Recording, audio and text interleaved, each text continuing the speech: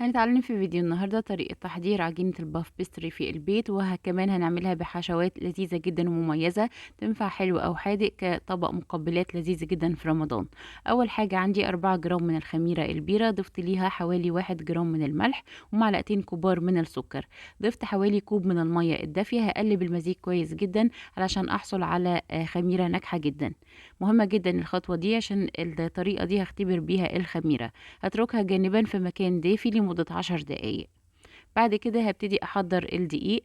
عندي 330 جرام من الدقيق، هبتدي أضيفهم في طبق العجن. الدقيق يكون عندي متعدد الاستخدامات. هبتدي أضيف ليه حوالي 20 جرام من الزبدة الطبيعية عشان أعجن بيها عجينة الباف بيستري. بعد كده هبتدي أضيف ليها خليط الخميرة، وهقلب كويس جدا وهعجن عشان أحصل على عجين متماسك. مهمة جدا الخطوة دي عشان أحصل على عجين متماسك جدا وناجح. مهمة أن أعجن كويس لمدة لا تقل عن 10 دقايق. بعد ما عجنت العجين هبتدي أسيبهم ليلة كاملة في التلاجة. مهمة جدا ان التخمير يكون على البارد. هبتدي اخد 160 جرام من الزبدة الطبيعية، هبتدي اقطعهم نصين، وبعد كده هبتدي اقفل عليهم ظرف بورق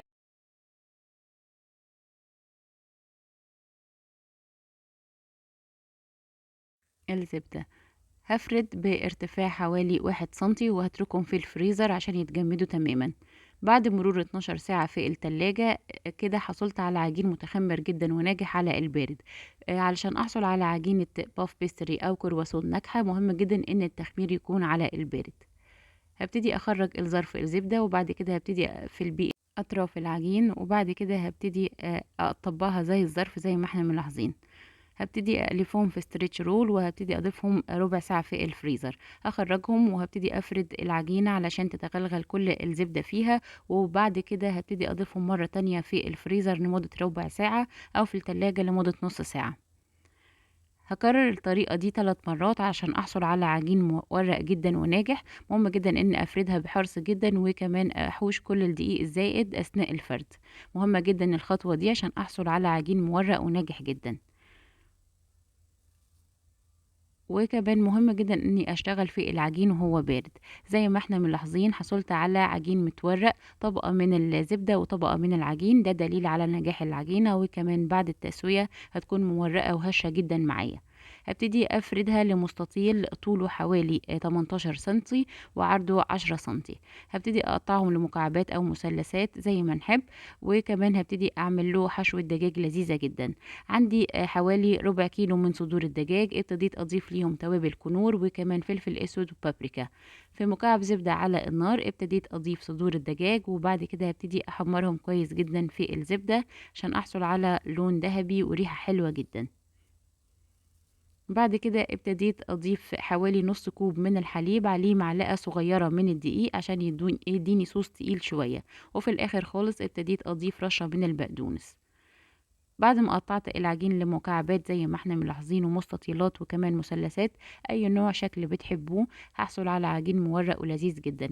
ابتديت اعمل دايرة في النص باستخدام اي كوب صغير او اي قطاعة دايرة. زي ما احنا ملاحظين عملت لي الدوائر، وبعد كده ابتديت اضيفها على القطعة اللي هي من غير دايرة. وبعد كده هبتدي اخرم في النص بالشوكة عشان احصل على عجين منتفخ من الاطراف. وكمان اللي في النص يكون فيه عمق شوية عشان ابتدي اضيف ليه الحشوة بعد التسوية.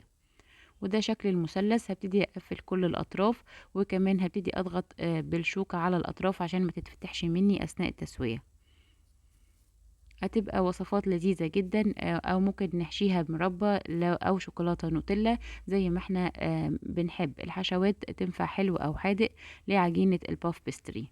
بعد كده قبل دخولها للفرن هبتدي اضيف صفار بيضة عشان يديني لون حلو جدا بعد التسوية. دي على شكل قلب، حبيت اعملها كشكل مختلف. ممكن نحشيها مربى زي ما نحب. وده الشكل المستطيل برضو ابتديت اقفل الاطراف. وكمان هعمل مستطيلات بدون حشوة علشان بعد التسوية هبتدي اضيف ليها حشوة من فوق بتدي شكل حلو جدا. كمية العجين هتعمل حوالي 12 قطعة.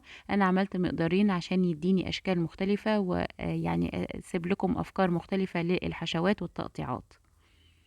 ده شكلها أثناء التسوية، ابتدت يعني تتخمر وتعلى زي ما احنا ملاحظين. حصلت على باف بيستري هش جدا وخفيف ومورق وناجح جدا. دي العجينة المنزلية وكمان بطريقة اقتصادية جدا.